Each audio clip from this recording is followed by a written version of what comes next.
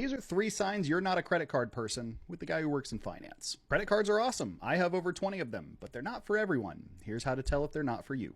Number 1, if you don't have an emergency fund. At a minimum, you should have 3 months worth of necessary expenses in a high yield savings account. If you don't have an emergency fund for any reason, but especially if you say you can't afford to save, then a credit card will become your emergency fund, and that is a great way to ruin your finances. 2, you carry a balance on your cards. I've been telling people for years they need to pay off their cards weekly because it helps in a ton of ways. But at the bare minimum, you need to be paying off your statement balance every single month. That way you're never paying interest. If you can't afford to pay off the balance, you can't afford to have the card. Number 3, if you aren't investing. Investing is hands down and by far the most important thing that millennials and younger generations have to do if you want to retire. If you can't afford to invest, a credit card should be the last thing on your mind because you certainly can't afford one of those either.